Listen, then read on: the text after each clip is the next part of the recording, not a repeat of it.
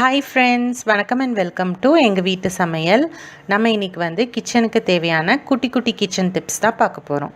வாங்க வீடியோக்குள்ளே போகலாம். இன்றைக்கி இந்த வீடியோவில் நம்ம சமையலுக்கு உபயோகப்படுத்தக்கூடிய சின்ன சின்ன உபயோக குறிப்புகள் தான் இன்றைக்கி இந்த வீடியோவில் சொல்ல போகிறோம். அது உங்களுக்கு ரொம்ப உபயோகமாக இருக்கும்னு நம்புகிறோம். வாங்க வீடியோக்குள்ளே போவோம். நம்ம கடையிலேருந்து இந்த மாதிரி தண்ணி காயான வெள்ளை பூசணி, மஞ்சள் பூசணி இதெல்லாம் வாங்கிட்டு இப்படி கீத்தா தான் வாங்கிட்டு வருவோம். இப்படி கீத்தா அப்படியே நம்ம ஸ்டோர் பண்ணோம்னா ரொம்ப அது தண்ணி விட்டு உங்களுக்கு அழுகி போயிடும் சீக்கிரம். அப்படி இல்லாமல் இருக்கிறதுக்கு உள்ள ஒரு டிப்ஸ் தான் இன்றைக்கி சொல்ல போகிறோம். ஃபஸ்ட்டு நீங்கள் இந்த விதை பகுதியை வந்து ஒரு கத்தியால் வந்து இப்படி அதை வெட்டி எடுக்கணும். இப்படி வெட்டி எடுத்துக்கோங்க. வெட்டி அதுக்கப்புறம் இப்படி வெட்டி எடுத்துட்டீங்கல்ல, எடுத்ததுக்கப்புறம் நீங்கள் சின்ன சின்ன பீஸாக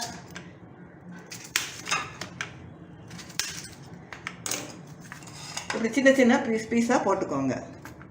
அடுத்து இப்படி ஒரு ஏர் டைட்டான கண்டெய்னர் எடுத்துக்கோங்க. அதில் வந்து நம்ம இப்போ கட் பண்ணி வச்சுருந்தோம்னா அந்த பீசஸை இப்படி அடுக்கி வச்சுக்கோங்க. அடுக்கி வச்சு நல்லா இதை டைட்டாக மூடிடுங்க.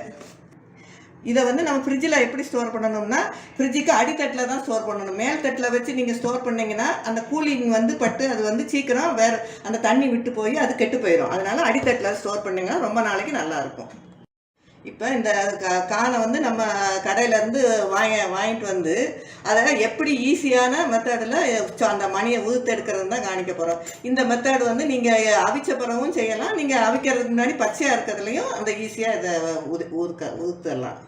முதல்ல இந்த அவிச்ச இந்த கானை வந்து நீங்கள் குறுக்க வசத்தில் இப்படி ரெண்டாக உடச்சி வச்சுக்கோங்க. இப்படி நடுவில் இந்த இது வச்சு நீங்கள்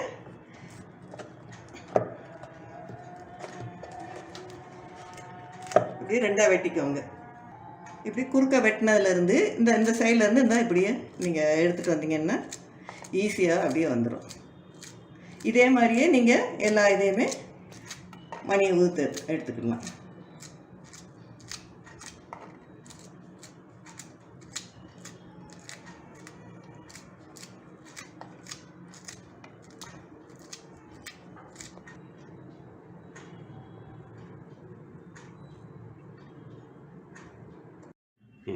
இப்போ இந்த டஸ்ட்பினில் வந்து நம்ம இப்படி இந்த டஸ்ட்பின் கவர் போடுவோம். போட்டுட்டு குப்பை போட்டுக்கிட்டே இருப்போம். ஒரு லெவல் வரையும் அது கீழே விழாமல் தான் இருக்கும். நம்ம கொஞ்சம் வெயிட் ஜாஸ்தியாக போட்டுட்டோம்னா இது அது வந்து உருவி வந்து அப்படியே உள்ளே விழுந்துடும். அப்படி உருவாமல் அந்த குப்பை நிற்கிறதுக்குள்ள அந்த டஸ்ட்பின் கவர் நிற்கிறதுக்குள்ள டிப்ஸு தான் இப்போ சொல்ல போகிறோம். இப்போ அந்த டஸ்ட்பின் கவர் வந்து உருவாமல் இருக்கிறதுக்காக இந்த ரப்பர் பேண்டை வச்சு தான் வந்து ஒரு வளைய மாதிரி செய்ய போகிறோம். அதை அதில் ஃபிட் பண்ணிட்டோம்னா அது கீழே விழாது. அந்த முடிச்சு எப்படி போடுறதுன்னு இப்போ காட்டுறோம். இப்போ இந்த இந்த ரப்பர் பேண்டை இப்படி எடுத்துக்கோங்க. ரெண்டு இந்த லூப் மாதிரி இதில் வச்சுக்கோங்க. வச்சுட்டு ஒன்றுக்குள்ளே ஒன்று இப்படி விடணும். விட்டுட்டு இந்த ஒரு இது இருக்குல்ல அதை வந்து இதுக்குள்ளே விட்டுறணும். விட்டு இப்படி இழுத்தீங்கன்னா ரெண்டு ஒன்றா சேர்ந்துக்கிடும். வராது பாருங்கள். அதே மாதிரி தான் அடுத்ததையும் நம்ம இதே மாதிரி அந்த ரப்பர் பேண்ட் எடுத்து இது மாதிரி இப்படி விட்டு இந்த எண்டை வந்து இதுக்குள்ளே விடணும். விட்டு இதே மாதிரி நம்ம ரப்பர் பேண்ட் அதுக்கு எவ்வளோ தேவையோ அது எடுத்து நம்ம பண்ணிக்கிடணும். இப்போ பாருங்கள், அப்படி நீளமாக ஒன்றுக்குள்ளே ஒன்று முடிச்சு போட்டு நீளமாக்கிட்டேன். இதை நீளமானதை ரவுண்ட் ஆக்குறதுக்காக இந்த ஒரு எட்ஜையும் இன்னொரு எட்ஜையும் இப்படி விடணும். நீங்கள் உள்ளே விட்டுட்டு ஒன்றை வந்து நல்லா இழுத்து வச்சுக்கோங்க. இது வந்து இப்படி டைட்டாக இப்படி இருக்கணும். அப்போ என்ன செய்யணும், இந்த இது இருக்குல்ல, இந்த பச்சை கலர் இதை அதை வந்து இந்த மஞ்சள் கலரில் இது விட்டோன்னே இப்படி ஒரு இந்த கைக்கு இடையில ஒரு இடைவெளி இருக்கும்.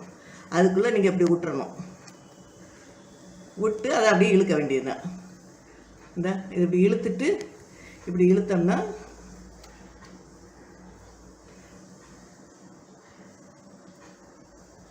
இப்போ பாருங்கள் நல்லா ரவுண்ட் ஆயிடுச்சா. இதை இந்த டஸ்ட்பின் கவர் வந்து இதில் போட்டிருக்கோம். அந்த போட்டிருக்கிறதுல இப்படி நல்லா போட்டு அதை அப்படி இந்த சைடில் இது இழுத்து விட்டுருங்க. இப்படி இழுத்து இதுக்கு அடியில் இருக்கும். அது அடுத்த டஸ்ட்பின் மாற்றத்தில் நீங்கள் இதை எடுத்துகிட்டு அதை மாற்றலாம். இப்போ எவ்வளோ தான் நீங்கள் போட்டாலும் அதுக்குள்ளே வந்து இறங்காது. முட்டையை எப்படி அதனோட ஓடை ஈஸியாக ஃபீல் பண்ணுறங்கிற டிப்ஸு தான் இந்த வீடியோவில் நாங்கள் சொல்ல போகிறோம். முட்டையை நீங்கள் ஃப்ரிட்ஜில் வச்சுருந்தீங்கன்னா முதைய நீங்கள் வெளியே எடுத்து அது ரூம் டெம்பரேச்சருக்கு கொண்டு வந்துடுங்க. அதுக்கப்புறம் ஒரு பெரிய அது எதில் நீங்கள் வேக வைக்க போகிறீங்களோ அதில் ஃபுல்லாக தண்ணி எடுத்துகிட்டு இந்த முட்டை முங்குற அளவுக்கு தண்ணி இருக்கணும். நல்லா பச்சை தண்ணியாக தான் இருக்கணும். அது கொதிக்க வைக்கிறதுக்கு முன்னாடி உள்ள தண்ணியாக தான் இருக்கணும். அதுக்குள்ள கொஞ்சோண்டு கல் உப்பு, 1 ஸ்பூனு எண்ணெய் ஊற்றணும். ஊற்றி நீங்கள் அடுப்பில் வச்சு அதை கொதிக்க வைக்கணும்.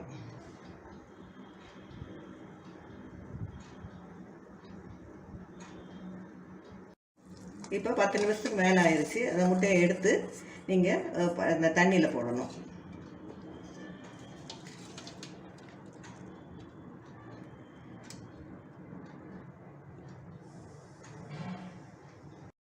முட்டை நல்லா ஆறிடுச்சு. நீ அதை எப்படி அதை உரிப்போன்னு பார்ப்போம்.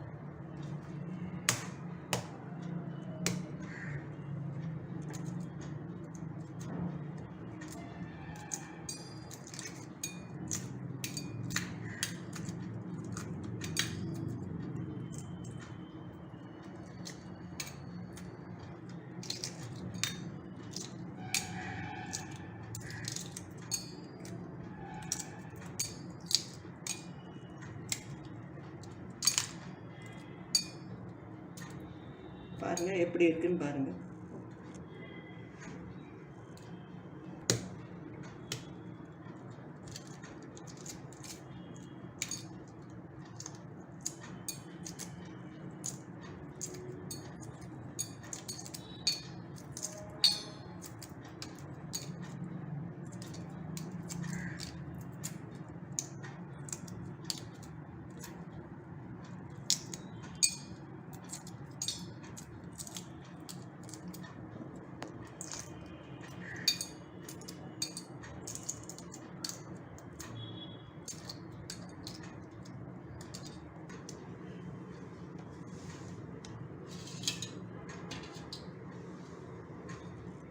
இப்போ இந்த சாதத்தை வந்து எப்படி ஈஸியாக சூடாக்குறதுக்கு ஒரு டிப்ஸ் தான் சொல்ல போகிறோம். அதாவது இது ஒரு நாளைக்கு முந்தின சாதமோ அல்லது மத்தியானம் வச்ச சாதமோ இருக்கும். அதுக்கு நமக்கு சூடாக சாப்பிடணுன்னு இருக்கும். அது ஒரு ஈஸி மெத்தடில் எப்படி சூடாக்குறதுன்னு தான் காட்ட போகிறோம். இப்போ ஒரு பாத்திரத்தில் நீங்கள் எவ்வளோ சாதம் வச்சுருக்கீங்களோ அதுக்கு தகுந்தபடி தண்ணி வச்சுக்கோங்க. அது நல்லா கொதி வரணும். இப்போ நல்லா கொதி வந்துருச்சு பாருங்கள். அந்த கொதி வந்த பிறகு இந்த சாதத்தை அதில் நீங்கள் போடணும். போட்டு 1 நிமிஷம் அதை நல்லா கொதிக்கிற வரை வச்சுருந்துட்டு அதை நம்ம ஃபில்டர் பண்ணணும். நல்லா கொதி வந்துருச்சு பாருங்கள். இப்போ அந்த கொதி வந்த உடனே ஃப்ளேம் ஆஃப் பண்ணிடுங்க. ஆஃப் பண்ணிவிட்டு இப்படி ஒரு ஃபில்ட்ரு வச்சு அதை நல்லா ஃபில்ட்ரு பண்ணிக்கோங்க.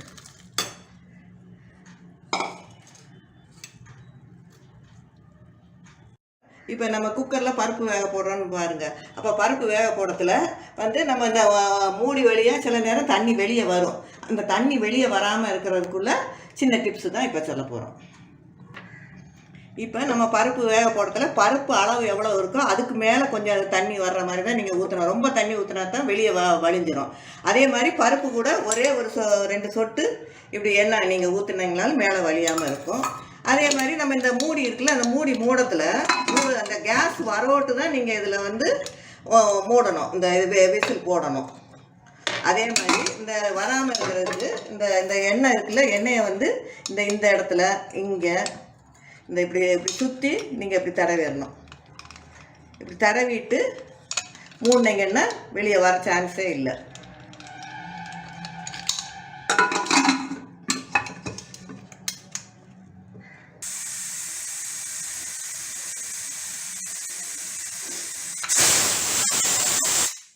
கிச்சன் டிப்ஸ் அண்ட் ட்ரிக்ஸ் உங்களுக்கு யூஸ்ஃபுல்லாக இருக்கும்னு நம்புகிறோம். பிடிச்சிருந்தா கமெண்ட் பண்ணுங்கள். நன்றி, வணக்கம்.